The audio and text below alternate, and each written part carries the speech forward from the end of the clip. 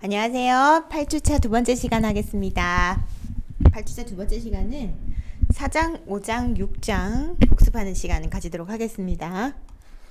자, 4장은 스트레스 대처에 대한 걸 살펴보았었어요. 기억나십니까? 스트레스에 대처하는 방법 중에는 일반적으로 대처하는 것과 또 적극적으로 대처하는 방향들이 있었습니다. 일반적으로는 사람들이 상황이 변화되었는데도 불구하고 평소에 사용하던 대처 방향을 계속해서 사용하려는 경향이 보이는데, 일반적으로는 다음과 같이 스트레스에 대처하더라. 포기하기, 분노, 공격하기, 탐닉하기, 방어하기가 있었습니다. 포기하기는 학습된 무력감으로 인하는 내가 어떻게 상황을 통제할 수 없다라는 무기력에 의한 대처죠. 포기하기.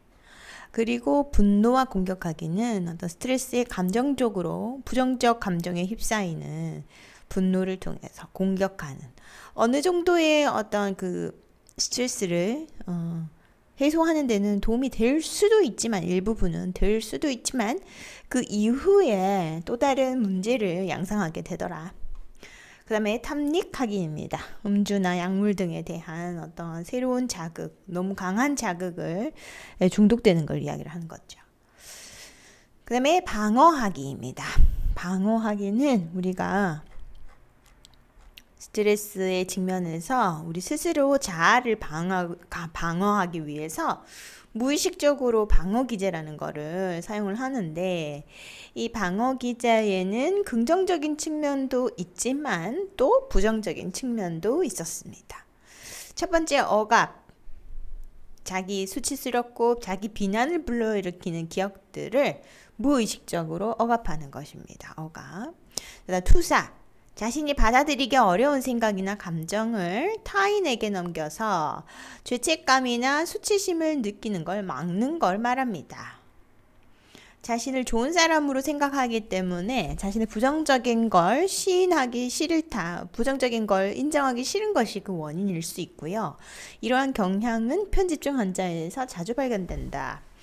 그리고 합리화입니다. 스스로 받아들이기 어려운 상황이나 행동을 정당화하거나 실망을 줄이려고 그럴듯한 변명을 만들어내는 것이지요. 그리고 어떤 감정이나 행동의 대상을 그 원래의 근원에서 다른 사람이나 사람으로 바꾸어서 바꾸는 것이고, 또 자신이 위협을 느끼거나 좋아하는 대상을 따라해서 그 대상의 권위나 매력을 자신도 느끼려고 하는 동일시가 있었습니다. 자, 라자루스에 의하면 스트레스에 대한 대처가 얼마나 효과적인지에 따라서 스트레스 적응이 결정된다. 그래서 정서중심 대처 방향과 문제중심 대처 방향으로 구분을 하였어요. 정서중심 대처 방향은 스트레스 자체보다 스트레스로 인해 유발되는 정서를 조절해서 대처하는 것이고, 문제를 중심으로 하는 문제중심 대처 방향에는 평가 중심이 있고 해결 중심이 있었습니다. 스트레스를 일으키는 문제 자체를 해결하기 위한 대처지요. 그래서 정서를 다스리려고 하는 정서 중심 대처 방향에는 신체 이완, 운동, 사회적 지지가 있었습니다. 그래서 이런 방법을 통해서 정서 중심으로 스트레스에 대처하는 방법이 있었고요. 문제를 중심으로 스트레스에 대처하는 방법은 평가를 어떻게 하는가. 이 평가 중심에서는 내가 이 사건에 대해서 비합리적으로 해석하고 있는 건 아닌지 살펴볼 수 있었죠. 그게 영향을 미치는 거죠. 그래서 생각이 바뀌면 행동이 바뀐다. 스트레스 상황에서 떠오르는 비합리적인 자동적 사고가 무엇이 있는지 살펴보았습니다. 그리고 그 비합리적인 자동적 사고를 합리적인 자동적 사고와 감정과 행동의 변화가 일어날 수 있도록 하는 것도 우리가 살펴보았죠. 그 다음 문제 중심으로 스트레스 대처 방향 중에서는 평가 중심과 해결 중심 대처 방향이 있는데요.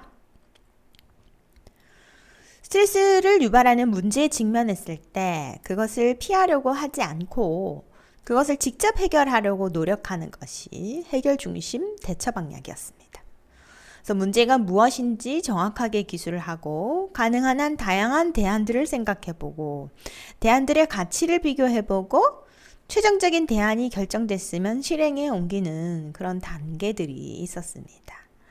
그리고 스트레스의 적극적인 대처를 위해서는 시간 관리를 어떻게 하는가도 영향을 많이 미치는 것을 살펴보았죠.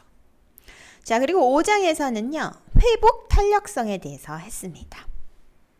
똑같은 역경을 가진 사람이라도 그것을 어떻게 극복하고 또 발전의 기회로 바꿀 수 있는 거에 비해서 어떤 사람은 또 사소한 역경이지만 그걸 이겨내지 못하고 좌절할 수도 있습니다. 성공적인 삶을 살았던 사람들은 편안한 삶을 살았던 사람보다는 또 시련과 도전을 어떻게 극복하고 또 그 속에서 새로운 지혜를 얻었던 사람들이 많습니다. 회복 탄력성의 관점에서 보는 인생은 다음과 같은 것을 전제로 하고 있었죠. 삶은 변화될 수 있습니다. 프로이드처럼 인간의 삶이 아동기 경험에 의해서 결정된다고 보지 않는 거죠. 그래서 언제든지 자신의 성격이나 삶의 방식을 바꿔 행복해질 수 있다고 보는 겁니다. 두 번째, 생각이 현실을 만든다. 우리가 느끼는 세상은 주관적인 현실이고요. 모두 자기 생각에 의해 결정된다고 보는 겁니다. 세 번째, 인간의 사고는 반드시 논리적이지는 않다. 인간은 현실을 부정적이든 긍정적으로든 왜곡해서 건강한 삶은 이러한 부정적 왜곡과 긍정적 왜곡에서 벗어나서 삶에 대한 균형적 시각을 갖는 것입니다. 그다음 네 번째, 어떤 부정적인 약점보다는 긍정적인 강점에 초점을 맞추는 겁니다. 그래서 나의 강점도 한번 살펴보았고요. 이 회복 탄력성에 영향을 미치는 다음과 같은 요인들도 있었습니다. 부모의 양육 방식이 어땠는지, 아동기의 어떤 역경이 있었는지, 외상적 경험, 그리고 일상적인 어려움이 무엇인지도 회복 탄력성에 영향을 미치는 요인이었습니다.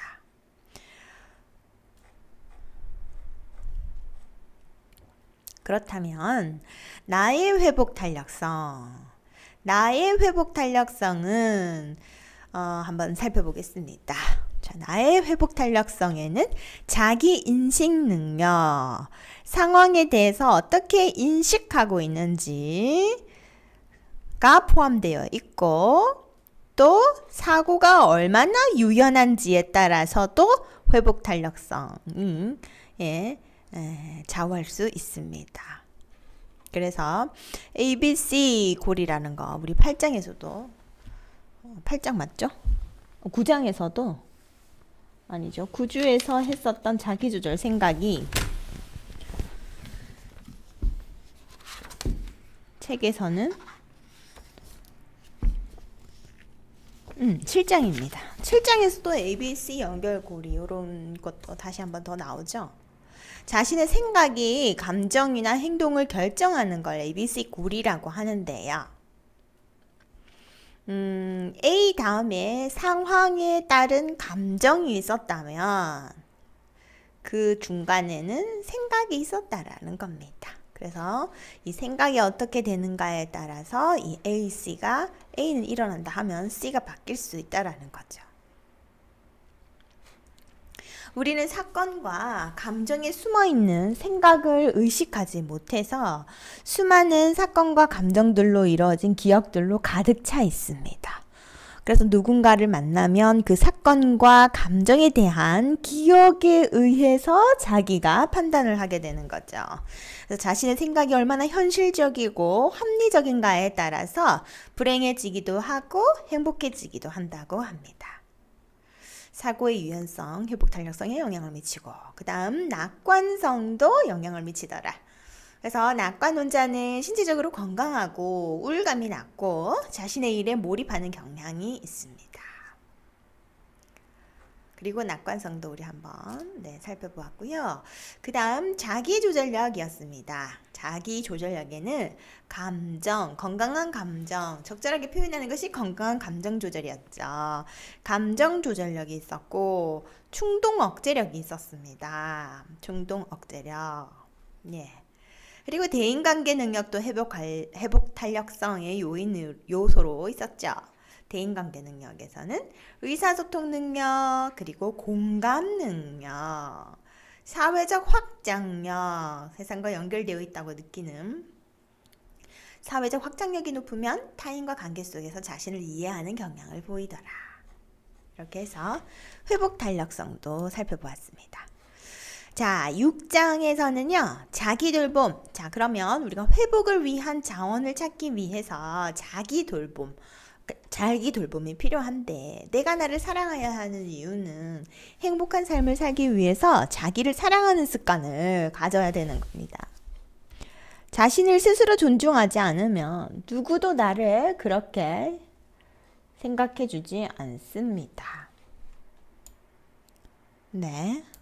자신을 위해서도 자기를 사랑하는 마음을 가지고 또 스스로에게 사랑을 표현하고 돌보는 행동을 하면 자신을 사랑할 수 있게 된다라는 자기 돌봄에서는 마음을 돌보기, 몸을 돌보기로 나누어서 살펴보았었죠. 그래서 나를 어떻게 사랑할 것인가? 자기 수용, 나를 받아들이기. 자기를 사랑하기로 선택했다면 그 시작은 사회적 가면 뒤에 있는 진정한 자신을 받아들이는 것이다. 자신의 긍정적 측면이 아니라 부정적 측면도 받아들이는 것이 자기 수용이다. 자신이 어떤 사람인지 알려고 해본 적이 없으며 알고 있더라도 사회가 자신에게 강요하는 이상적인 모습에 근거해서 바라보았을 가능성이 있죠. 자기 수용. 그리고 나는 어떤 사람인가에 대한 과제가 있었습니다. 클래스룸에 제출하시는 것을 알고 계시는 걸로 생각하겠습니다. 그리고 마음 돌보기에서는 자기 수용, 자기 연민, 낙관적 관점을 가지는 것이 도움이 되는 걸 살펴보았었죠. 나를 위로하는 자기 연민. 그리고 긍정적으로 생각하는 낙관적 관점.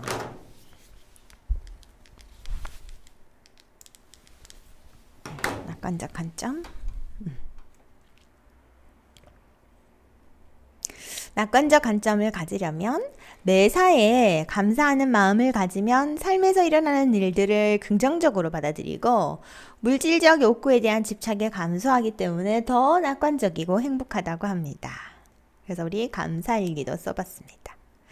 그 다음에 몸을 돌보기도 중요했죠. 자기 몸의 감각에 민감해지기. 네, 걷기를 통해서 몸의 감각에 익숙해지는 것. 또 몸의 감각을 통해서 마음을 조절하는 것.